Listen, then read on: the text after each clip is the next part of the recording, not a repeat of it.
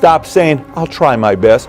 I'll see what I can do. Start saying, I will get it done by. I want to have a big house. No one cares. I want to be rich so I can retire my parents. Weak word. Everybody knows Patrick. I want to be pampered for the rest of my life. No one cares. I want a nice car. Who cares? I want to have a house in the corner lot. Want has zero weight behind it. Starts with the same letter. We will get this done by. I will commit to this and get it done. One has power, the other has no power. We will, and then come through. More and more and more you put these things together, these events together, eventually you start kind of sitting up a little bit. You're confident, your eyes change, and then people start looking at you saying, why do you look at people like this? Why do you have that look on your face? It's called willpower. You can call it whatever else you want, but really, underneath everything else, it's simply willpower. And people who work with that person know that that person's got willpower. And once you get that, no matter what room you're in, you declare what you're going to be doing.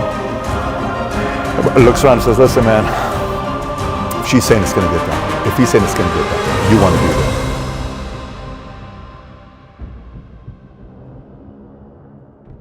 10 years old, around 10 years old. Is that when you came to the U.S.? So 10 years old, I escaped Iran 6 weeks after Khomeini died.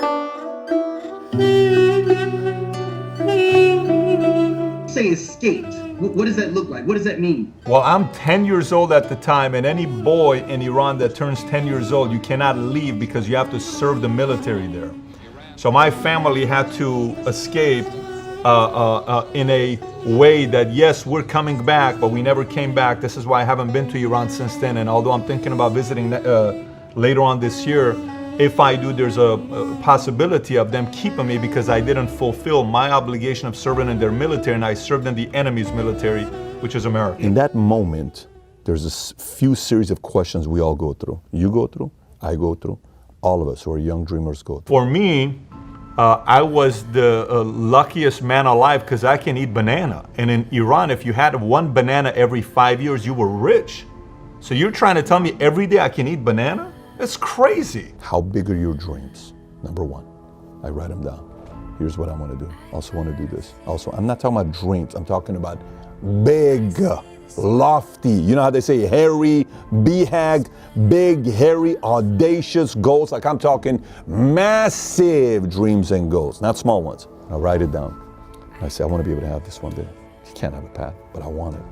How do you think you can do it? You out of your mind? But I want it. Okay, great. So number one is, how big are your dreams? You're out of your mind. I'm eating ananas. Ananas is pineapple. That's a rich man's fruit. You know, you're trying to tell me I can eat a kiwi a month?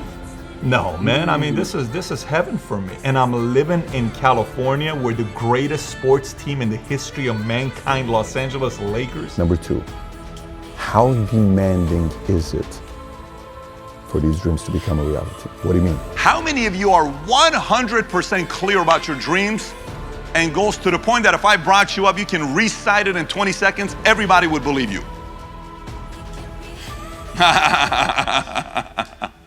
These dreams.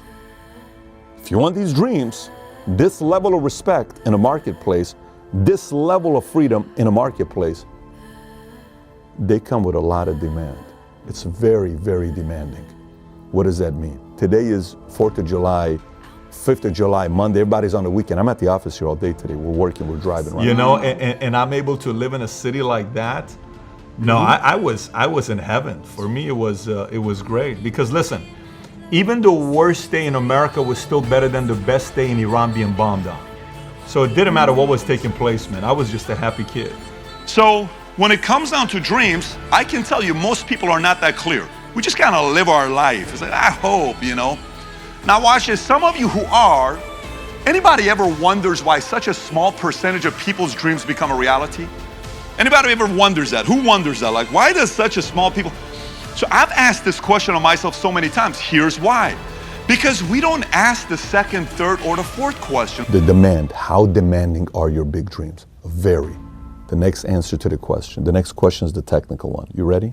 Are you willing to meet that demand? Are you willing to meet the demands of your big dreams. You know, there comes a time in your life where you're kind of like, Devin Booker, they ask him, they say, so how was it being in high school? He says, honestly, I never partied. I don't know how it was to party. He says, I practiced in the morning, I went to school, after school I had double practice, then I had another league. By the time I came home, I was done with I was so tired. My friends wanted me to go out. I never had time to go out. So and then we see him in the finals, dropping 40-something points, about to win the finals, and people wonder, oh, he must be talented. No. He was willing to meet the demand. I wasn't willing to meet the demand in high school. I wasn't. Look at my height. I have an athletic body. I could have played a lot of sports. I wasn't willing to meet the demand. But nobody explained this thing to me. You think I'm gonna explain this thing to my kids when we talk to them? Of course they're gonna answer this question very soon. One of the best decisions I ever made in my life is joining the Army. Why is that? You had to do laundry on your own. You had to fold your clothes. You had to clean. The expectation was higher.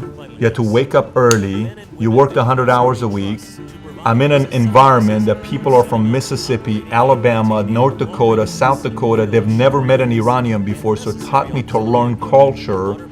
I learned about other cities, other states. I learned how to handle people that had a lack of education about Iran and stereotypes, and I had to learn how to overcome that and communicate that with them. Just a lot of good skills, a lot of good things that military offered, lots of them. And that's where this person says, I don't think so. But when this person makes that decision, nobody knows it. It's subtle. It's very small. It's very subtle. And they start redirecting everything else to big dreams are not that important. Life is not, they have to convince themselves, but until they're 60, 70, 80 years old, and they go to their deathbed, and they remember that 35-year-old conversation, when they were 40 years old, they had that whatever that conversation was, that I simply was not willing to meet the demands of my big dreams. They're gonna know whether they are or they're not. Many of us didn't know, but now you do. So now some of you are like, well, my dreams, they're pretty big. How demanding is it to have those dreams become real? Pretty big. Are you willing to meet the demand? You know what I mean? I don't know. I know, don't give me, don't. 95% is, I don't know. This person also hit that wall at one point where they realized how demanding it is, how serious it is. And this person said, I am willing to meet the demand. You know what happens? I want you to think about this. The one question that this person didn't ask, that this person asked, and they got deeper into it, is the following. A lot of times people criticize me. They say, Pat's one of the best storytellers, but man, Pat's so much about details and his stories get drawn out. Totally get it. But to me, I'm about details. The last question is critical. The question is, how is it gonna feel when your dreams become a reality? Go there. When you close your eyes and you go visualize that dream, does it make you emotional? Do you actually cry about it? Do you sit there and you say, oh my gosh, if this were to ever become a reality, I would melt. I would melt. How many of you guys can think about your dreams and get emotional? How many of you guys can do that? Raise your hand if you can do that. Now watch how many more hands came up. Now I wonder why that happens to you. You go there, whatever it is, governor, congressman, senator, billionaire, millionaire, founder of a company, taking a company public, the house, the yacht, the boat, the trips, the travel, the accolades, the respect, the comment from your mom, your dad, your teacher, your professor, your enemy, your competitor, whatever it may be. Big audition. How's it gonna feel? In that moment, if you can convince yourself that feeling is so insanely good, then you would be willing to pay the price that the man needed for your big dreams to become a reality. But if you can't sell yourself on that feeling worth experiencing, you're gonna be in this camp. But if you can, you're gonna be in this camp. By the way, this camp is not that busy. This camp is busy with a lot of different people who did not want to answer that question, and they don't want to meet those demands. So for you, how's it gonna feel? Look, I'll give it to you from multiple different areas. Most of us, we only think about dreams from what perspective? Whose dreams? Ours. See, it's multidimensional. First way we think about dreams are our dreams. Second way is your spouse's dreams. I asked my wife one time, babe, what are your dreams? Babe, I want to be a poet. Seriously? Seriously? You're serious? Yeah, babe, I want to be a poet. Babe, you never told me poetry stuff. Yeah, I write poetry on the side. No shit. Yeah. Cool. It's not just your dreams. It's your spouse's dreams. Babe, what are some of your dreams, babe? We don't ask those conversations. Do you know what's the next dimension? You and your spouse's dreams together. Babe, how about us one day? What do we want to be one day? Oh, babe, I never thought about that. I know, babe, but how about us? So it's me, You, her, people around you, us. your Then legacy. it's a kid. For you, the way you look at yourself in the mirror to know that you said something's going to become a reality and become a reality, that level of respect is priceless. You can't buy that at Walmart, Nordstrom's, Neiman Marcus, or online. You cannot. You can only earn that, right? Number one. Yeah, I mean, listen, a big part of a lot of responsibility is trying to calm yourself down, to not really overwhelm yourself with all the responsibilities you have. Because if you do that, man, you're gonna have a panic attack every day. And that happened to me back in 2012 when I was like, how am I gonna handle this? How am I gonna handle this? First time I had kids, I'm like, oh my gosh, kids, cost, family, wife, business. You know, this is just too much. But Number two, how's it going to feel in the marketplace? The marketplace, a lot of people are going to say, man, this guy said he's going to do it, he did it. This girl said she's going to do it, and she did it. Level of respect and salute goes to the highest level. Of course, more haters show up, but even haters respect you. You know what's the biggest one? The legacy side is your kids, if you do it right. Your next generation, if you do it right, they're going to watch you and they're going to say, man, my dad, my mom's fire. I want to replicate that. And if you teach them the right way and you raise them the right way, that legacy continues if you do it the right way. So yes, at one point, we all have to answer 4 questions. This is the formula. And it gets me so emotional thinking about it. Fires me up when I think about it. And some of us, we just live our life. Hey, cool. I'm gonna go to Vegas. Let's go. Hey, let's go to Hawaii this year. Let's go to Hawaii this year. Hey, babe, we're making pretty good money, $220 per. Yeah, make more money than your cousins, make more money than your siblings. It's kind of cool. Make more money than my dad. What the hell is that life all about? What a waste of a life. And you were not put here to just make $220 or $480 or $720. Something bigger with you, but you got to ask those tough questions. Sometimes we don't ask those questions. I believe in a higher power, and when you believe in a higher power, I understand I'm not trying to be God. Some people have a God syndrome. They want to be God. I have zero desire to be God.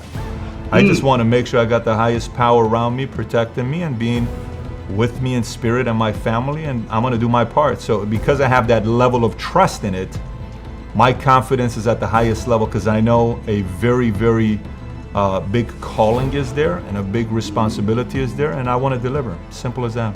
So now driving. For me, it's a 3-step formula for everybody here. Number 1 is pacing, at what pace you want to go. So some of you guys are like, I'm not going to work 16-hour days. Great, that's your pacing. Some of you guys may say, I'll do 16-hour days once a week, but I'm not going to do it 5 days a week. That's your pace. I'm only doing 12-hour days. No problem. I'm not going to work more than 8 hours a day. No problem. I'll go 6 days a week. Great. But what's your pace? First question you got to answer. What is your pace? Second one is lifespan. For how long are you willing to go at that pace? For how long? 1 year? 2 years? 3 years? 5 years? I don't know. You got to answer that. Then the last one is your focused effort, which means what? At the beginning, I have to sell all the time.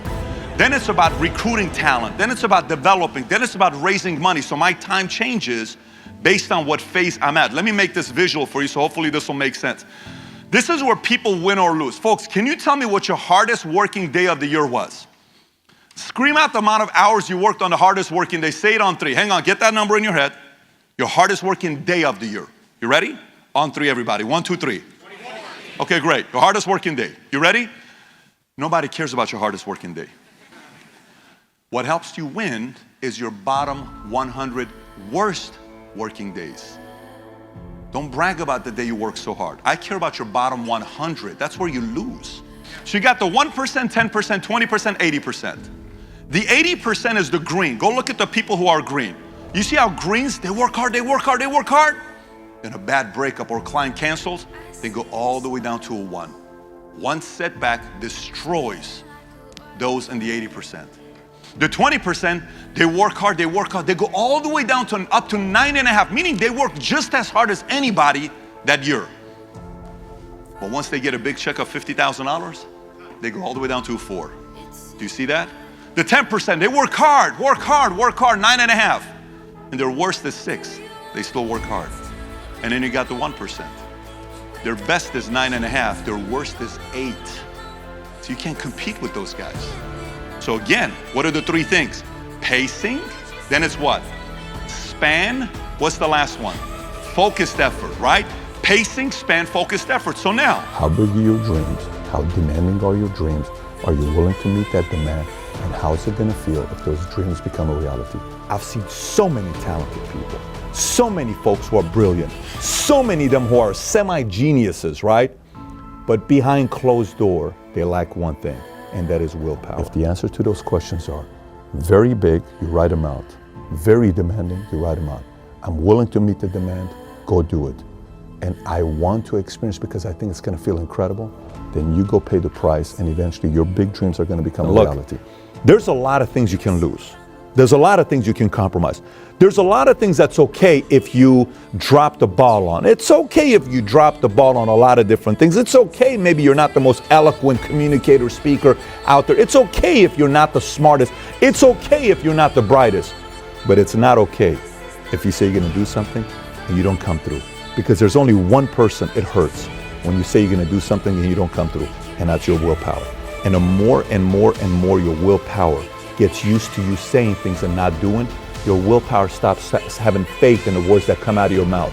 And the moment your willpower, your spirit stops having faith in the words that come out of your mouth, whatever you start telling yourself, your mind is telling you, whatever, he's not going to do it. She's not going to do it. He's all talk. He's not going to do it. No substance, all looks, all sexy on the outside, all attractive, but on the inside, no follow through, no follow up, no willpower. Never, ever put yourself in a situation where you hurt your willpower. Never. Because eventually the world, businesses, companies, families, anything is ran by leaders, not because they're talented, not because they speak better than everybody else, not because they're the best at reading books, not because they have the fanciest degree.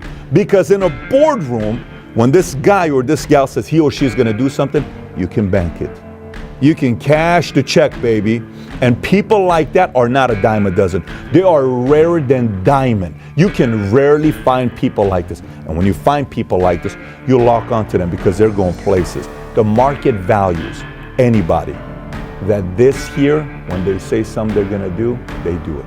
If you're somebody like that and you're about to work on your willpower and it's not as good as you think it is, start small. Say something you're going to be doing, do whatever you can to make it happen. Make some commitments, do whatever you can to make sure that commitment comes through. Stop saying, I'll try my best, I'll see what I can do. Start saying, I will get it done by. We will get this done by. I will commit to this and get it done by. I will, we will, and then come through. Once you get that, no matter what room you're in, you declare what you're going to be doing. Everybody looks around and says, listen, man, if she's saying it's going to get done, if he's saying it's going to get done, you want to be there. It'll take you places you never thought were possible.